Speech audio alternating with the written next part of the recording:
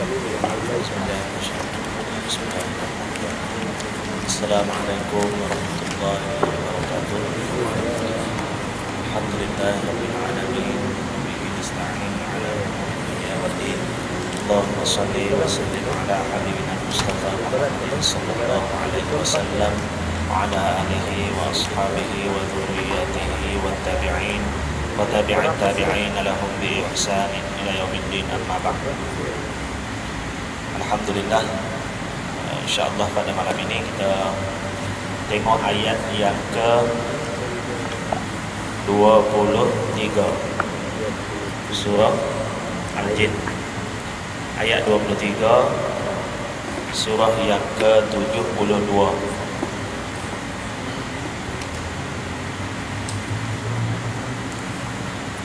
Ayat 23 tu illah, bermula dengan illah. Jadi kita ambil satu ayat sebelumnya.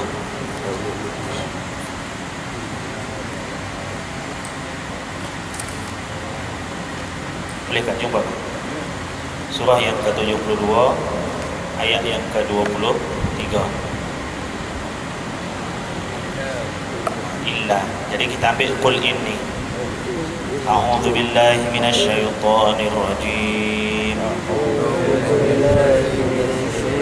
Bismillahirrahmanirrahim. Qul inni lan yujirani minallahi ahad.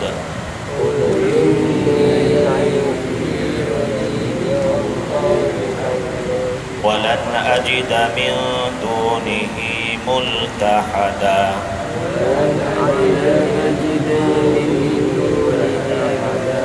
Illa balaghan minallahi wa risalatih.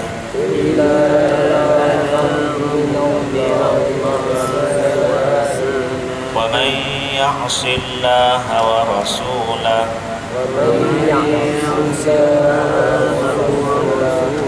fa inna lahu nara jahannam khalidina fiha abada. Hatta idza ra'aw ma yu'adun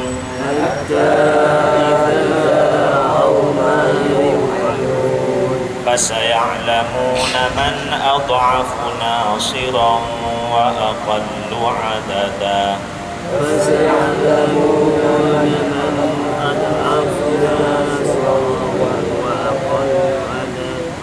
Qul in adri aqribun ma tu'aduna am yaj'alu lahu rabbi amada. Qul in adri aqribun ma tu'aduna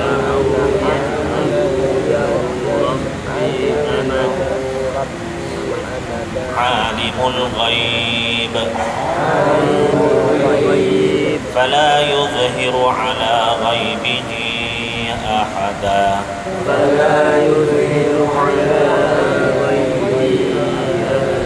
Illa man irtada min rasul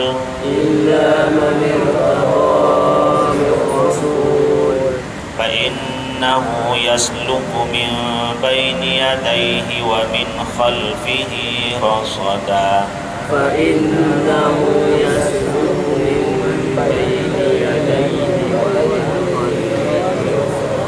Ya'lam an qad ablaghu risalati rabbihim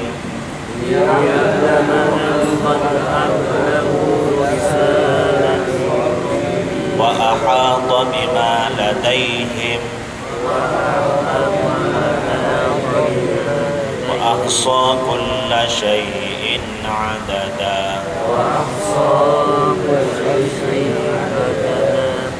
Sadaqallahul azim wa sadaqa rasuluhul karim wa nahnu ala dzalika syahidin.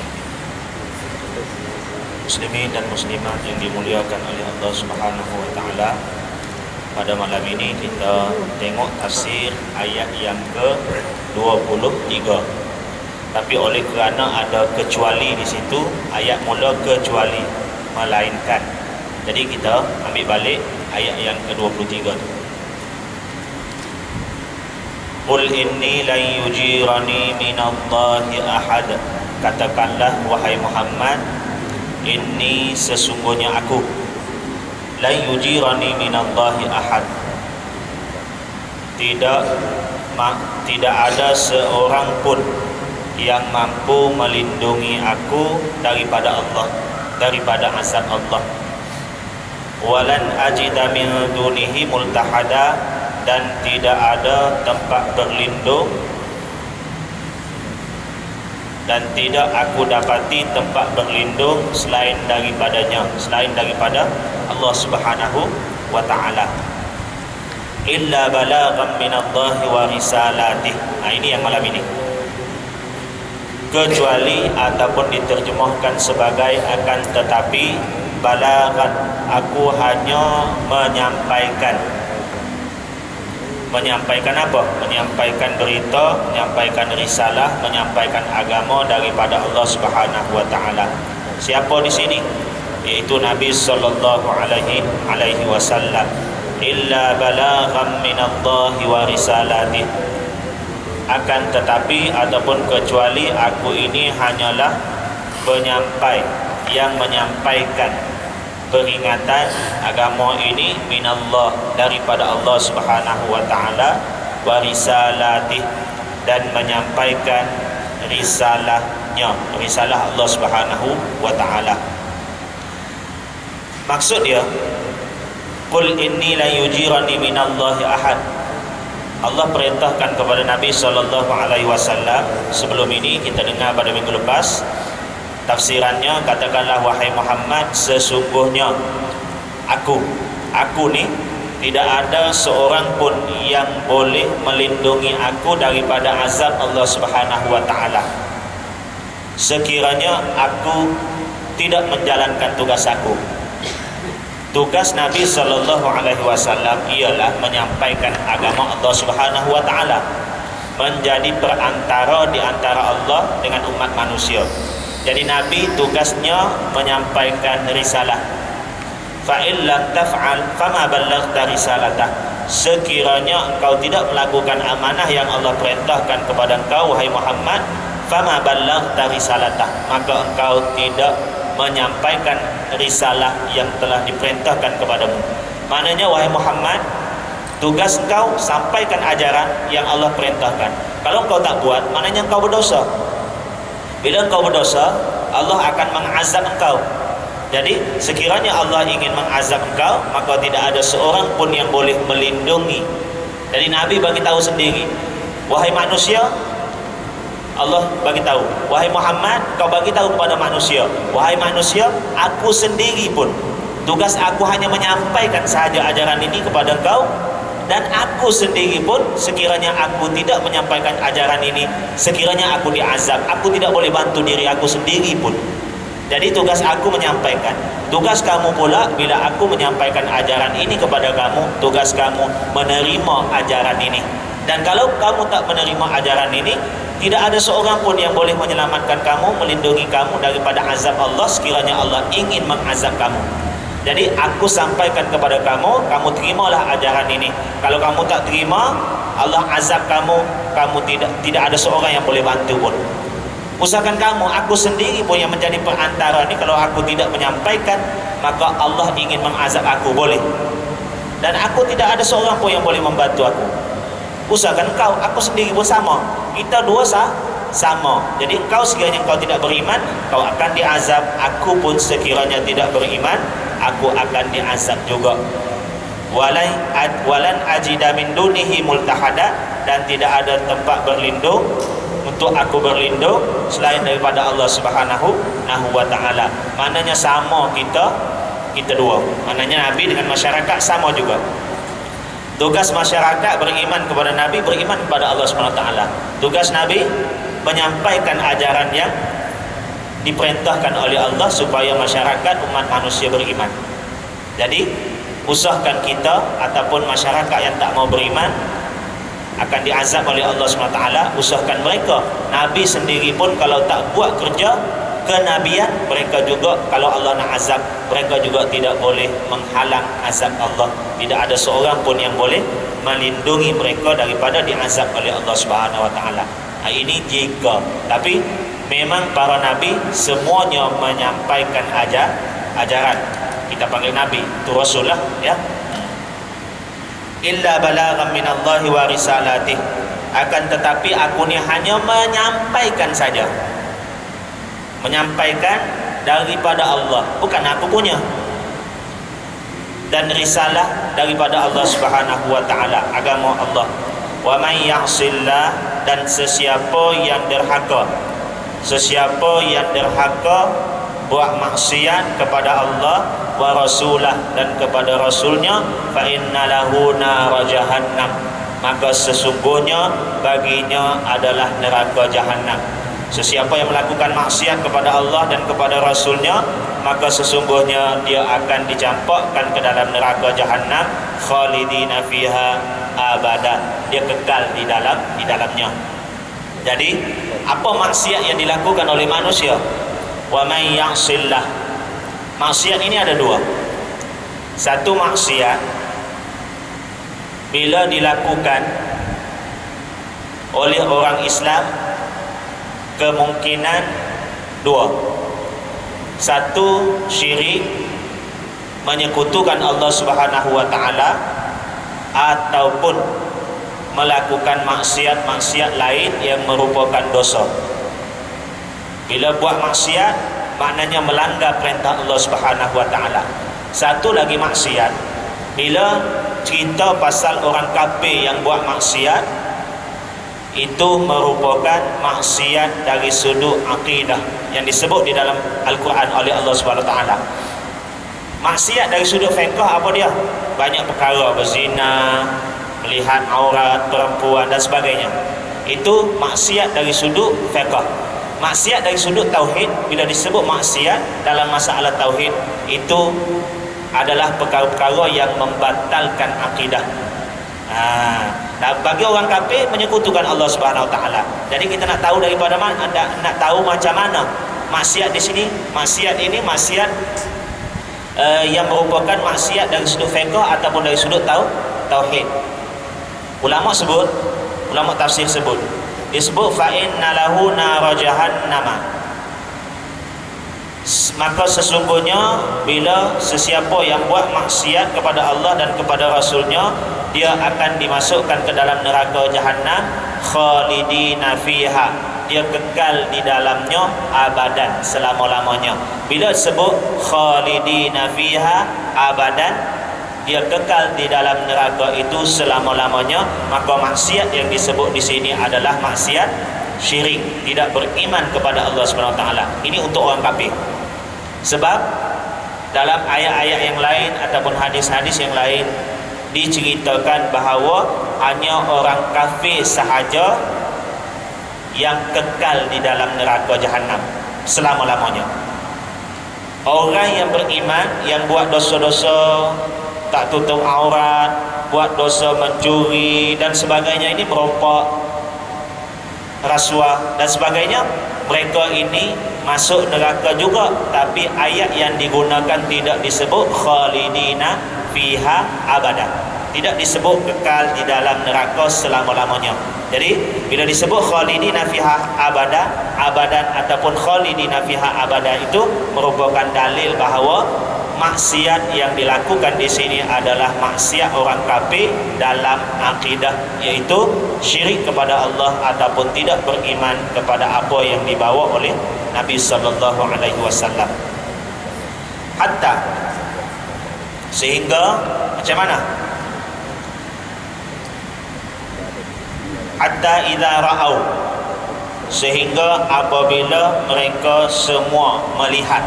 Siapa mereka semua di sini? Mereka semua ini termasuk juga di orang-orang musyrikin yang menyekutukan Allah di kalangan jin dan juga manusia. Sebab kita cerita sebelum ni tentang jin. Surah jin ni kita baca panjang ni. Jadi hatta idza ra'au, sehingga apabila mereka itu golongan-golongan yang menyekutukan Allah, musyrikin di kalangan jin dan juga manusia, ma yu'adun, apa yang dijanjikan kepada mereka, sehingga apabila mereka melihat apa yang dijanjikan kepada mereka, apa sebenarnya yang dijanjikan kepada golongan musyrik di kalangan jin dan manusia?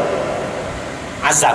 Azab apa? Azab api neraka. Jadi kita baca di sini terjemahannya, sehingga apabila mereka melihat azab yang dijanjikan kepada mereka, kerana di dunia dulu Nabi ancam mereka, bila mereka tidak beriman mereka akan dimasukkan ke dalam neraka, dan janji baiknya bila mereka beriman mereka akan masuk ke dalam syurga. Jadi ancaman di sini. Sehingga apabila mereka melihat azab yang dijanjikan kepada mereka, fasaya'lamuna, maka pada waktu itu mereka semua mengetahui. Apa dia yang mereka ketahui? Man ad'afu nasiran, siapakah yang lebih lemah penolongnya, wa aqallu adada, dan lebih sedikit bilangannya.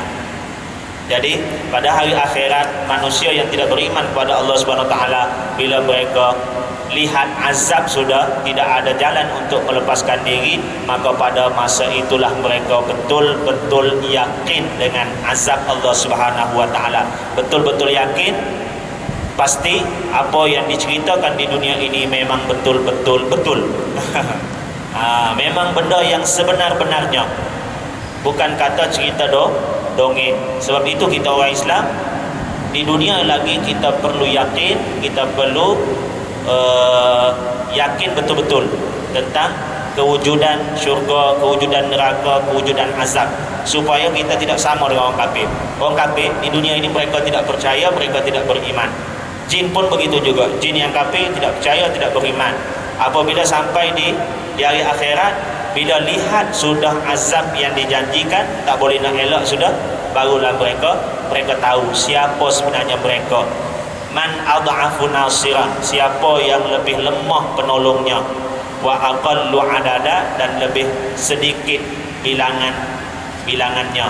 Jadi dari sudut kepahaman ayat secara zahir, bila nampak azab baru orang kafir tahu. Di kalangan orang kafir kah yang lebih sedikit pembantu, bilangannya yang lebih sedikit, ataupun di kalangan orang mukmin kah yang lebih sedikit pembantunya, ataupun bilangan yang lebih sedikit. Jadi di sini kita tengok macam selesa orang kafir ramai lagi, yang buat baik ni sikit saja. Tengok yang datang masjid berapa ramai, kemudian tengok yang tidak datang masjid. Tengok yang berbuat kebaikan berapa ramai berbanding yang buat kejahatan. Tengok yang beriman dengan yang tidak beriman. Sekarang ini orang yang tidak beriman rasa macam happy betul. Ramai betul golongan yang tidak beriman yang buat dosa kepada Allah SWT. Tapi bila datang hari akhirat, Allah SWT bagi tahu macam mana. Di sinilah mereka akan tahu ahum am minal muslimin. Merekakah yang sedikit, merekakah yang tidak ada pembantu, ataupun di kalangan umat Islam. Jadi sebenarnya dari segi zahir Allah sebut, bila mereka lihat azab mereka mengetahui bahawa siapa yang lebih sedikit nasiran, pembantunya. Ini ayat yang Allah Subhanahu Wa Taala gunakan. Tapi dari segi asasnya, orang kafir bila di hari akhirat adakah penolong mereka? Tidak ada. Mereka langsung tidak ada penolong, tidak ada pembantu. Yang ada penolong, yang ada pembantu adalah umat Islam yang beriman kepada Allah SWT. Siapa yang membantu mereka? Orang-orang yang mereka ikuti, ketua-ketua mereka, alim ulama, para nabi dan sebagainya. Jadi orang kafir walaupun mereka di dunia ini mengikut ketua-ketua mereka, mereka mempunyai kuncu-kuncu yang begitu ramai, tapi di hari akhirat masing-masing tidak boleh menolong di antara satu sama lain. Tapi Allah gunakan nasiran, ad'afu nasiran. Siapakah yang lebih lemah? Maknanya ada juga penolong tapi lemah. Tidak, mereka sebenarnya tidak mempunyai penolong. Itu ayat Quran.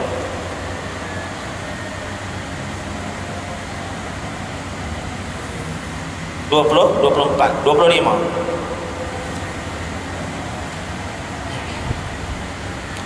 25, qul, katakanlah wahai Muhammad, in adri. In tu biasanya kalau bahasa Arab kita belajar in bermakna jika. In asalnya makna jika. In tamshi tasil, jika kamu berjalan kamu akan sampai. In tamshi tasil, jika kamu berjalan kamu sampai. Jika tak berjalan macam mana nak sampai? Jadi in asalnya makna jika, tapi di sini qul, katakanlah wahai Muhammad. In adri, in bermakna ma, bermakna an-nafiyu, menafikan, menidakkan. Qul, katakanlah wahai Muhammad, in adri, aku tidak tahu. Ma adri bermakna ma, manafi. Ma adri au la adri, aku tidak tahu. Nabi sendiri pun tidak tahu. Nabi diperintahkan oleh Allah SWT supaya bagi tahu kepada manusia yang tidak beriman, in adri, aku sendiri pun tidak tahu. Aqaribun, apakah dekat, ma tu'aduna, apa yang dijanjikan itu. Apa dia yang dijanjikan? Azab tadi. Jadi Nabi diperintahkan oleh Allah SWT supaya bagi tahu orang kafir, aku sendiri tidak tahu apakah azab yang dijanjikan itu adalah dekat, am yaj'alu lahu rabbi amada, ataupun Tuhanku dia menjadikan azab itu ada masa yang panjang, ada tempoh masanya. Jadi apa maksudnya di sini? Maksudnya di sini Nabi sendiri diperintahkan supaya bagi tahu azab yang dijanjikan itu, siapa yang janji? Allah janji. Jadi adakah Nabi tahu? Nabi sendiri pun tak tahu juga. Sebab Allah yang janji, bukan Nabi yang janji. Maknanya diajar di sini supaya kalau kita tak tahu, memang jawab tak tahu. Nabi kata in adri, aku pun tak tahu. Aku tidak tahu aqaribum ma tu'adun, apakah azab yang dijanjikan itu dekat. Dekat ni macam mana?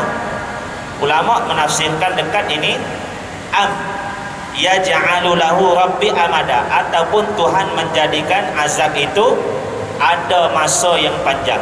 Maknanya dekat ataupun ada tempoh masa yang panjang. Maknanya lambat lagi. Jadi dekat ni apa maksudnya? Dekat ni satu maksudnya di dunia ini dekat. Azab itu di dunia. Ataupun azab itu ada tempoh masa yang panjang bila? Akhirat. Dua. Satu lagi maksud yang kedua.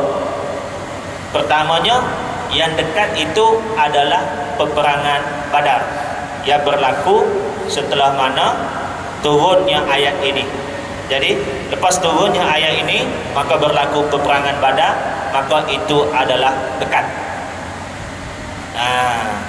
Jadi yang lambatnya bila? Yang lambatnya adalah juga hari akhirat.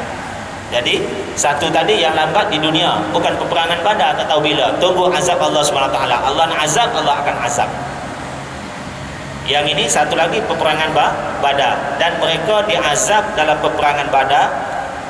Ketua orang kafir dan termasuk orang kafir musyrikin Quraisy sendiri, mereka ramai yang meninggal dunia terbunuh dalam peperangan Badar, dan mereka dikalahkan oleh tentera-tentera Islam. Jadi itu maksudnya. Qul, kata Nabi, in adri, aku sendiri tidak tahu apakah azab yang dijanjikan itu dekat, cepat ataupun lambat. Alimul ghaib, yang mengetahui yang ghaib. Siapa? Allah Subhanahu wa taala. Fala yuzhiru ala ghaibihi ahada, dan dia tidak memperlihatkan kepada seorang pun tentang ilmu yang ghaib, yang tidak nampak. Salah satu ilmu yang ghaib ialah ilmu tentang hari akhirat. Jadi Allah bagi tahu hanya Allah yang mengetahui perkara yang ghaib. Nabi sendiri juga tidak mengetahui perkara yang ghaib, kecuali bila dibagi tahu oleh Allah Subhanahu wa taala. Jadi bila ada manusia yang mendakwa mengetahui perkara-perkara yang ghaib, itu adalah dakwaan semata-mata. Ada kalanya betul juga, tapi itu merupakan dakwaan. Tapi ada kalanya salah seperti mana yang didakwa oleh tukang-tukang nujum zaman Nabi SAW dan sebelumnya ataupun selepasnya. Maknanya mereka, kalau mereka dakwa mengetahui perkara gaib, seandainya perkara itu berlaku, contohnya perkara yang akan datang, tiba-tiba mereka sudah bagi tahu sampai masanya berlaku. Jadi itu merupakan satu dakwaan semata-mata. Tapi bila berlaku kepada Nabi SAW, ini disebut alimul ghaib, dia yang mengetahui perkara yang gaib. Fala yudhiru ala ghaibihi ahada, dan dia tidak memperlihatkan perkara yang gaib itu kepada seorang pun, illa man irtada min rasul, kecuali sesiapa yang diredai oleh Allah Subhanahu wa taala di kalangan rasul ataupun di kalangan utusan Allah Subhanahu wa taala. Maknanya nabi di kalangan mereka yang diredai oleh Allah Subhanahu wa taala. Lalu Allah Subhanahu wa taala memperlihatkan perkara-perkara yang gaib sebagai mukjizat kepada para nabi. Sebagai contoh, nabi diperjalankan pada malam Isra dan juga Mi'raj. Jadi nabi banyak perkara yang diperlihatkan kepada nabi. Maka di saat itu ia merupakan mukjizat. Jadi ulama sebut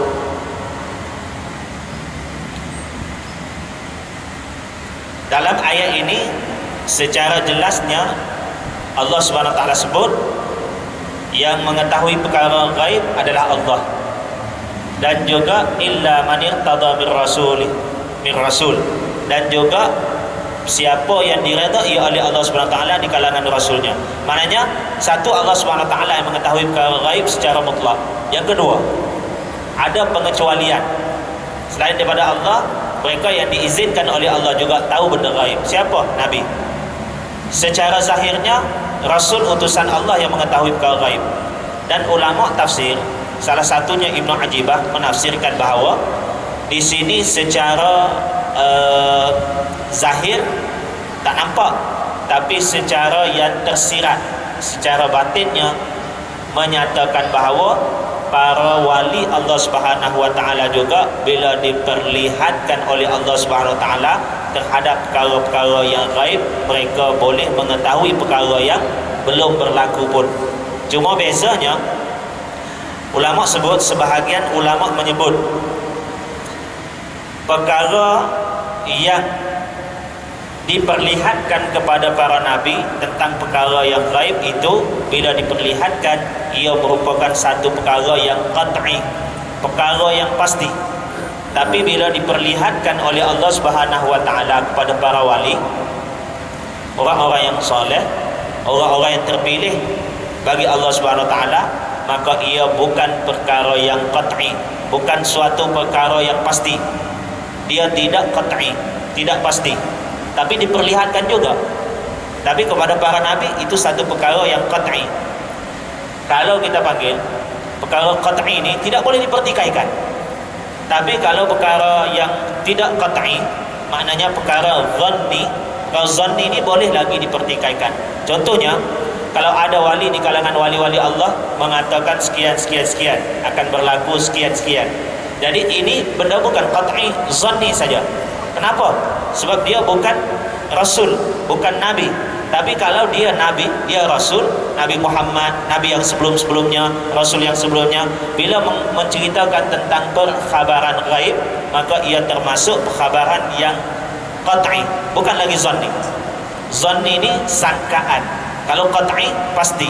Jadi bila nabi dan rasul cerita itu tentang kepastian yang akan berlaku. Tapi bila wali yang dikasyafkan, yang dibukakan hijab hati ataupun tajalli qalbi, yang dibuka oleh Allah Subhanahu wa taala, maka itu walaupun benda itu betul, tapi dia bukan qat'i yang dibagi tahu oleh Allah Subhanahu wa taala. Maknanya dia hanyalah zanni. Sebab apa? Ulama bincangkan juga di sini panjang lebar. Dia kata di antara tukang nujum ahli tenung nasib, bila mereka buat nujum mereka, bila mereka buat tenung nasib, banyak perkara yang gaib yang sebelum ini tidak diketahui oleh manusia, terutamanya benda yang akan berlaku kepada si fulan bin si fulan pada masa akan datang. Ada yang betul berlaku dan ada yang tidak berlaku. Tak betul pun apa yang diceritakan. Sampai masanya tak berlaku pun. Itu maknanya tak betul.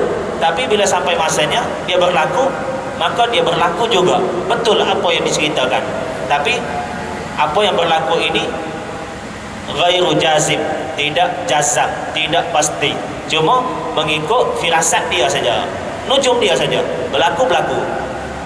Tapi kalau kepada para wali, alim ulama, orang-orang yang soleh, orang yang diberi bantuan inayah oleh Allah SWT, ia berlaku tapi bukan menurut sangkaan, tapi dia menurut ilham yang Allah kurniakan kepada para wali yang Allah kasihi ataupun yang Allah cintai. Maknanya zahir ayat ini mengatakan bahawa perkara gaib ni Allah SWT yang tahu, kemudian di kalangan para nabi juga yang Allah izinkan untuk mengetahui perkara gaib, benda itu berlaku. Tapi yang tersirat di sini juga benda-benda gaib tu boleh berlaku kepada orang yang melanggar agama sekalipun. Apa dia? Ahli nujum. Dan sekiranya berlaku kepada ahli nujum, benda yang akan datang diceritakan memang sebahagiannya tidak betul, tapi sebahagiannya betul, maka lebih layak untuk berlaku kepada para wali berdasarkan kepada hadis-hadis yang diceritakan oleh baginda Rasulullah sallallahu alaihi wasallam. Benda ini bila berlaku kepada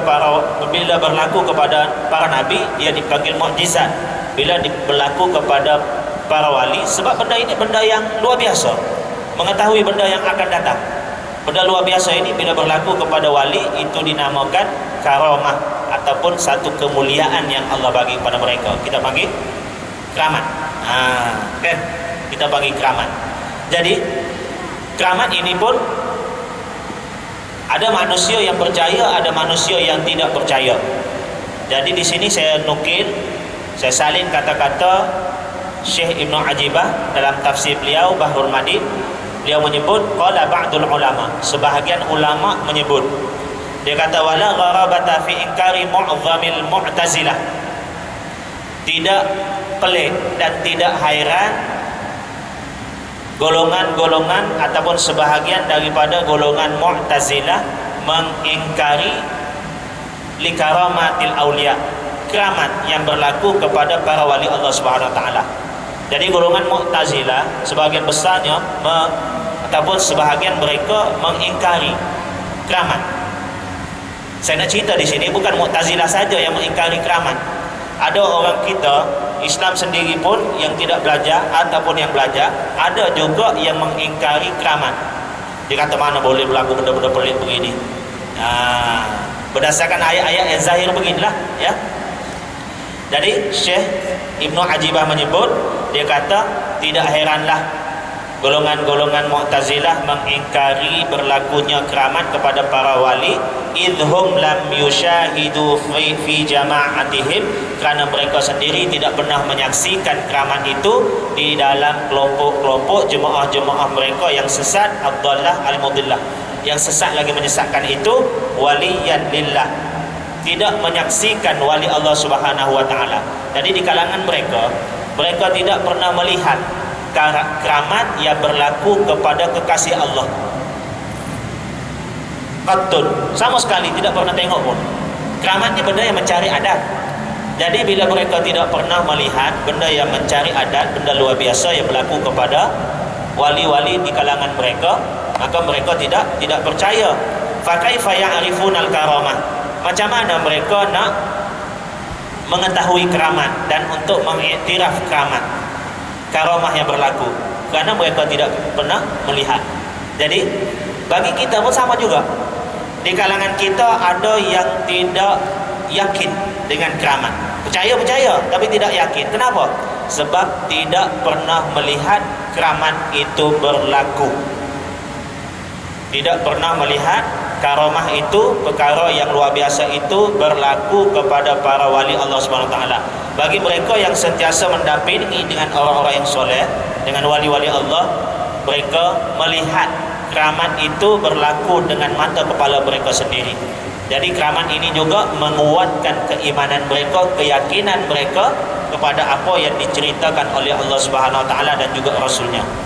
Maknanya beginilah, kalau kita tak pernah lihat benda-benda yang pelik berlaku depan mata kita, kita tidak begitu yakin.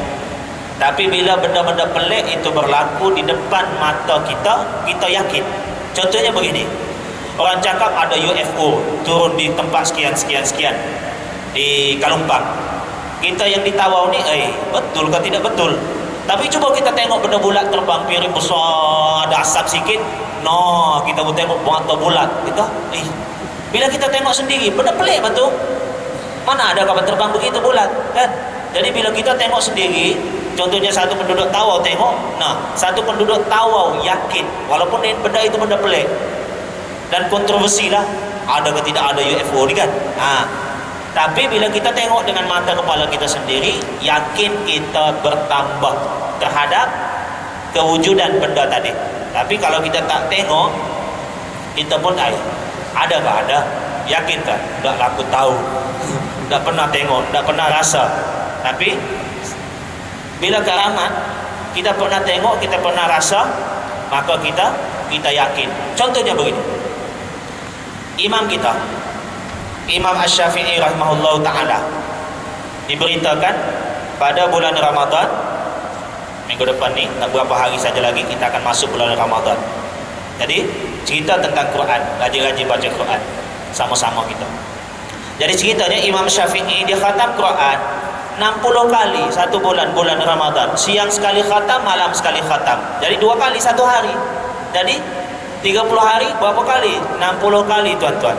Jadi kita yang tak pernah tengok ni, betul kan tak betul ini dalam hati. Tapi oleh kerana berlaku pada Imam Asy-Syafi'i, yang bagi tahu juga anak murid Imam Syafi'i, imam yang thiqah, boleh dipercayai. Di antara banyak-banyak manusia, dia yang thiqah, dia yang terpercaya di kalangan manusia yang terpercaya, maka kita pun, betul lah ini. Tapi yakin ke? Tidak. Tapi cuba kita dengar seorang baca depan kita, ataupun kita hidup masa zaman Imam Syafi'i. Imam Syafi'i baca depan kita, dia baca, kita daripada pagi dia baca depan kita, baca, kita dengar. Sebelum maghrib, sebelum malam habis sudah 30 juzuk. Kita pun heran. Betul-betul bah. Malam dia baca lagi begitu. Terkejut kita, terpegung. Kenapa? Memang benda itu pelik. Berlaku ke? Berlaku. Dan ulama sebut inilah di antara perkara yang memang betul, tetapi dia mencari adat, dia pelik.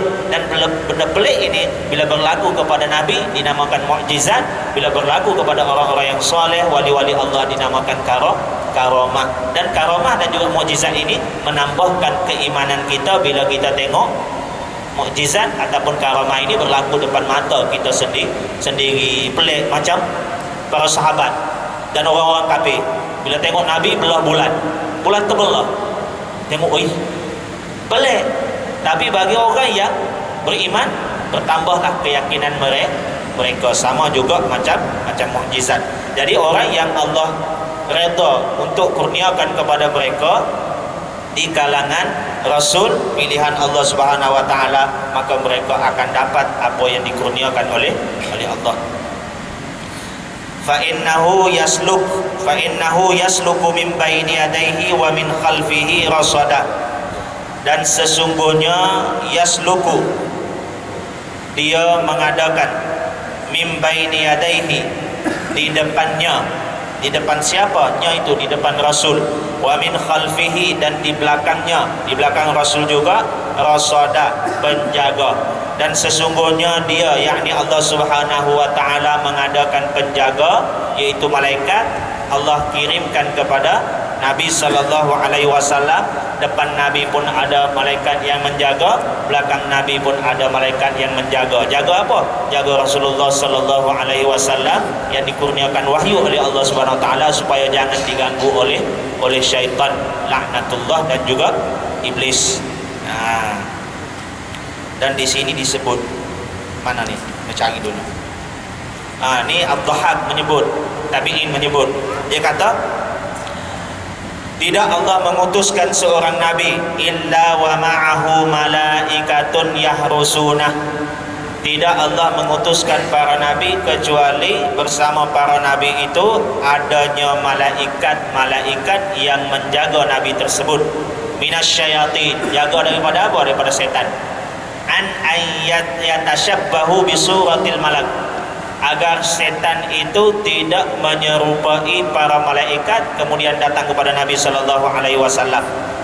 Fa idza ja'ahu syaitanun fi suratil malak qalu, dan apabila setan itu berupa malaikat, dia menyamar jadi malaikat kemudian datang kepada para nabi, qalu, maka para malaikat tadi akan bagi tahu kepada Nabi, malaikat yang mana yang jaga Nabi sallallahu alaihi wasallam, min baini yadayhi wa min khalfihi, yang jaga depan Nabi, yang jaga belakang Nabi, maknanya setan tak boleh datang. Malaikat akan kata hadza syaitanun fahdharuh, ini setan bah, berwaspadalah para nabi daripada setan. Walaupun setan tadi menyamar sebagai malaikat. Jadi oleh kerana Allah menjadikan para malaikat ini sebagai penjaga para nabi, maka para malaikat akan bagi tahu ini malaikat betul-betul ke ini setan. Kalau setan menyamar sebagai malaikat pun malaikat akan bagi tahu hadza syaitanun fahdharu, ini setan bah, hati-hati kau wahai para rasul. Wa in ja'ahu al-malak qalu, dan jika datang tu betul-betul malaikat, maka para malaikat ni akan bagi tahu, malaikat yang jaga nabi, yang datang tu Jibril ke? Hadza rasulu rabbik, ini adalah utusan Tuhanmu. Siapa? Ini betul-betul malaikat bah. Jadi itulah yang menyebabkan Nabi kenal malaikat betul-betul ke setan. Sebab setan ni Allah bagi keizinan kepada mereka boleh menyerupai berbagai benda, termasuk juga menyerupai malaikat. Dan Nabi bagi tahu fa inna syaitan la yatamatsalu bi, setan ni tak boleh menyerupai satu saja, menyerupai Nabi sallallahu alaihi wasallam. Menyerupai malaikat boleh. Jadi kepada Nabi pun setan ganggu, apatah lagi kita. Tapi Nabi dijaga oleh Allah Subhanahu Wa Taala. Sebab itulah wahyu terjaga. Maknanya setan tak boleh ganggu Nabi sallallahu alaihi wasallam supaya jangan sampaikan wahyu. Jadi bila setan nak ganggu pun Nabi tidak akan terpedaya. Kenapa? Sebab sudah dibagi tahu oleh para malaikat yang menjaga Nabi. Jadi selain daripada Allah jaga wahyu, selain daripada syihabun thaqib, panah-panah api ini yang melontar iblis dan juga syaitan yang mencuri dengar, maka Allah juga menjaga wahyu Allah SWT dengan cara mengutuskan malaikat sebagai penjaga, pengawal kepada para nabi dan juga rasul. Jadi memang wahyu ini terjaga, dan Allah bagi tahu penegasannya, inna, sesungguhnya kami, nahnu nazzalna dzikra, kami yang menurunkan Al-Quran, az-zikr, wa inna lahu lahafizun, dan kami juga yang menjaganya. Benar-benar kami akan jaga. Kerana itulah Al-Quran kita, kitab suci kita, sebagai kitab suci akhir zaman, suci ataupun bebas daripada penyelewengan sampai hari kiamat. Tidak sama dengan kitab-kitab yang sebelumnya macam Taurat, Zabur, Injil. Jadi Al-Quran tidak ada keraguan. Itu yang disebut zalikal kitab la raiba fi, tidak ada keraguan padanya.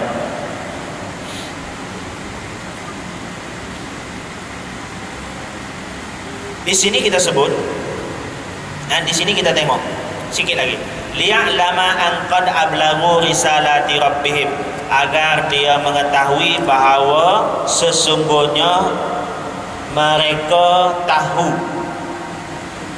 mereka ablaghu, telah menyampaikan risalati rabbihim, risalah Tuhan mereka. Di sini satu maksud ulama tafsir sebut liya'lama, agar dia tahu. Siapa dia di situ? Nabi Muhammad sallallahu alaihi wasallam. Agar Nabi Muhammad sallallahu alaihi wasallam tahu bahawa para rasul itu telah menyampaikan risalah daripada Tuhan mereka. Para rasul, semua rasul-rasul telah menyampaikan risalah. Yang kedua maksudnya liya'lama agar Nabi Muhammad tahu an qad ablaghu risalati rabbihim, bahawa sesungguhnya para rasul, siapa? Malaikat yang menjadi utusan. Rasul maksudnya utusan, Rasulullah maksudnya utusan Allah.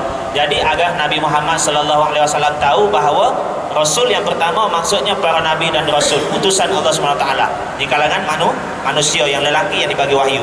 Yang kedua, agar Nabi sallallahu alaihi wasallam tahu bahawa para rasul dengan maksud utusan dari sudut bahasanya, iaitu para malaikat. Abalaghu risalati rabbihim, mereka semua telah menyampaikan risalah Tuhan mereka. Dua maksud di situ. Boleh letak para malaikat pun betul, letak para rasul pun betul. Wa ahata bima ladaihim, wa ahata bima ladaihim, dan ahata bima ladaihim, ilmu mereka ataupun ilmu Allah. Ini ilmu Allah, bukan ilmu mereka. Wa ahata bima ladaihim, dan dia mengetahui, meliputi bima ladaihim, apa yang ada pada mereka, pada para rasul tadi ataupun para malaikat tadi. Wa ahata, dan ilmu Allah Subhanahu wa taala meliputi apa yang berada pada rasul, nabi, para rasul ataupun rasul dengan maksud dari segi bahasa, iaitu para malaikat. Jadi apa yang rasul buat Allah tahu, apa yang malaikat buat Allah tahu.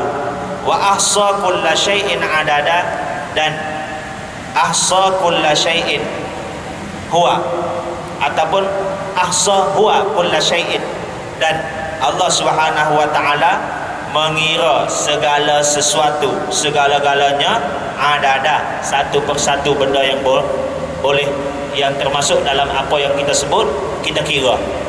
Kita biasanya kira benda yang boleh kita kira. Apa dia? Jenis benda yang boleh kita kira bilangannya ada. Ini bilangan. Apa dia? Batu-batu, ada bilangan dia. Pasir.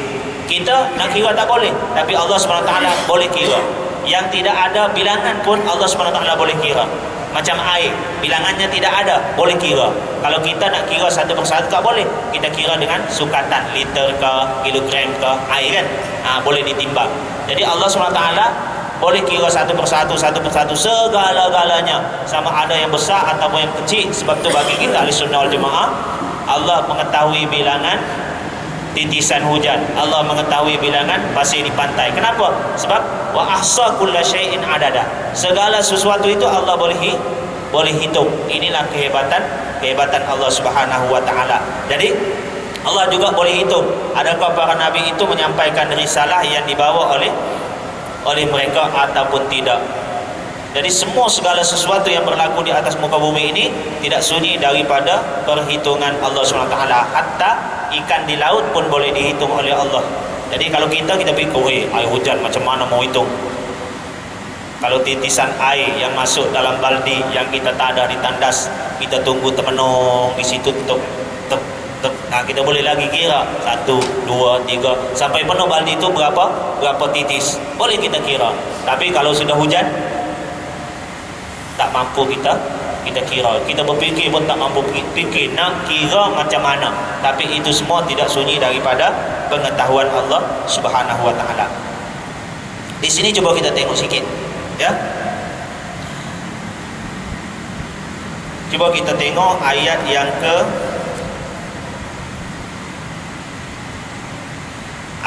ke-22 tadi.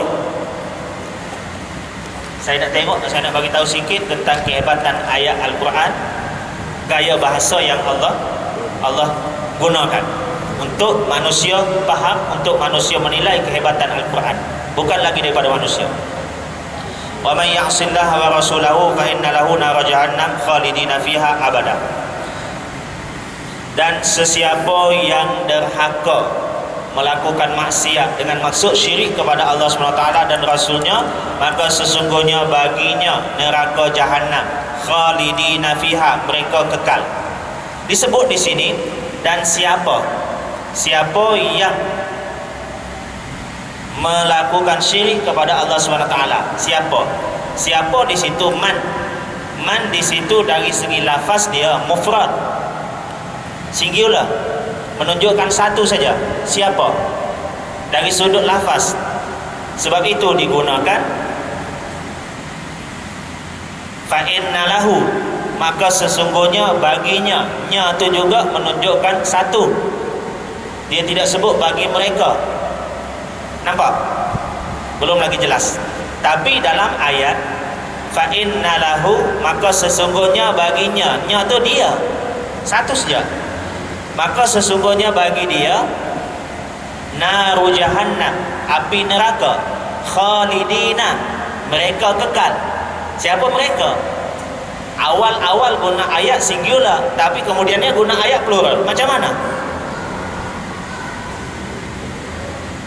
Ini gaya bahasa yang Allah guna. Dalam bahasa Arab pun digunakan, dan orang Arab bila gunakan mereka heran juga, takjub juga.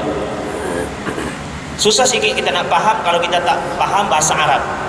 Di sini disebut siapa. Dalam bahasa Melayu siapa ini pun sama juga. Siapa boleh membawa maksud seorang. Siapa juga boleh membawa maksud ramai.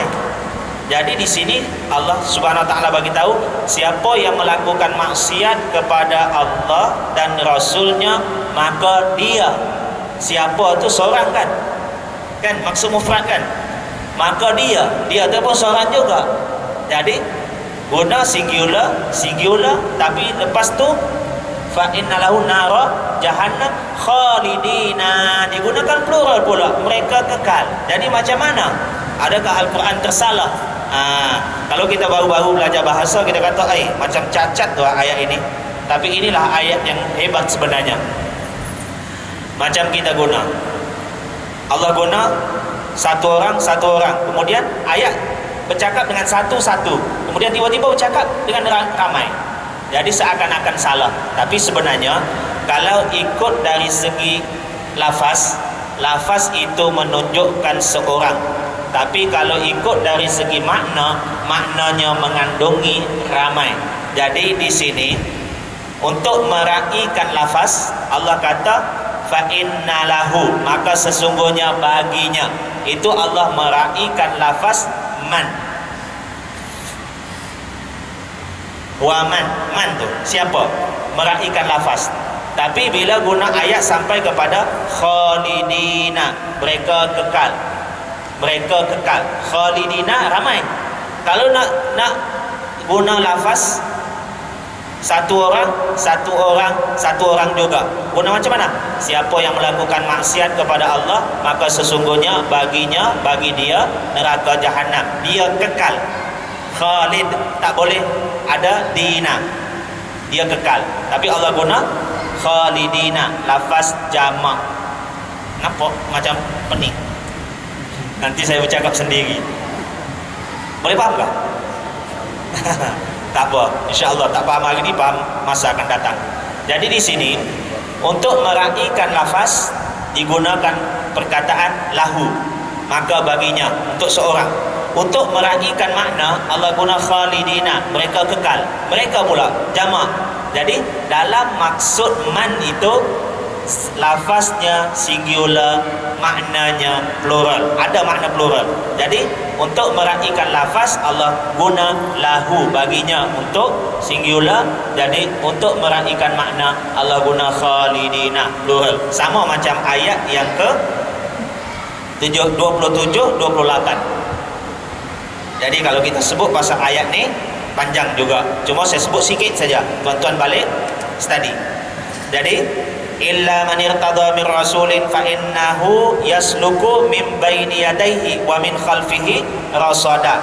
Fa innahu yasluku, dan sesungguhnya dia yasluku, mengadakan, Allah mengadakan di depannya dan di belakangnya. Siapa depannya? Depan Nabi. Belakangnya belakang Nabi. Rasada, penjaga, iaitu malaikat. Liya'lama an qad ablagu, agar Nabi Muhammad mengetahui bahawa sesungguhnya ablagu digunakan dengan kata jamak juga. Tadi mufrad tiba-tiba jamak, tadi singular tiba-tiba plural, samalah juga. Untuk meraihkan lafaz guna plural, guna singular. Untuk meraihkan makna Allah guna plural. Jadi ini kehebatan dari sudut bahasa. Kalau kita tak sedar, tiba-tiba saja bercakap seorang, tiba-tiba cerita pasal ramai. Macam mana berubah? Cerita ramai, tiba-tiba macam seorang. Macam bahasa Arab sebagai penutup. Bahasa Arabnya man yajtahid man ijtahada fahuwa minal faizin. Siapa yang berusaha bersungguh-sungguh, maka dia termasuk di kalangan orang yang berjaya. Fahuwa, maka dia tu singular di situ, sebab meraihkan lafaz man. Lafaz man menunjukkan singular. Fahuwa minal faizin, itu juga digunakan lafaz singular, mufrad. Lafaz satu. Satu lagi boleh juga kita buat mani ijtahada fahum minal faizin. Siapa yang bersungguh-sungguh, maka mereka berjaya. Siapa di situ boleh juga kita faham dengan bahasa kita. Siapa ada dua maksud, satu untuk individu, satu lagi untuk ramai. Jadi selesaikan masalah, boleh kita faham senang sikit. Jadi setakat itu untuk malam ni malam yang terakhir untuk kita. Jadi sempena malam ini dan sempena menyambut bulan Ramadan, saya ucapkan selamat menempuh bulan Ramadan, selamat berpuasa, selamat beribadat, dan selamat menambahkan amal ibadat kita pada bulan Ramadan. Moga-moga kita jumpa bulan Ramadan tahun ini dan sempat lagi jumpa bulan Ramadan pada tahun akan datang. Mudah-mudahan Allah tidak jadikan Ramadan ini sebagai Ramadan yang terakhir untuk kita. Jadi aku qauli hadza, astaghfirullahalazim li wa lakum. Wassalamualaikum warahmatullahi wabarakatuh. Insyaallah moga-moga Allah panjangkan umur kita boleh jumpa lagi selepas Ramadan. Auzubillahi minasyaitonir rajim. Bismillahirrahmanirrahim. Alhamdulillahirabbil alamin wassalatu wassalamu ala asyrafil anbiya'i wal mursalin wa ala alihi wa sahbihi ajma'in. Allahumma rabbana atina fid dunya hasanah wa fil akhirati hasanah wa qina adzabannar. Sallallahu ala sayyidina Muhammad wa ala alihi wa sahbihi ajma'in. Subhana rabbika rabbil izzati amma yasifun wa salamun alal mursalin walhamdulillahi rabbil alamin. Rabbana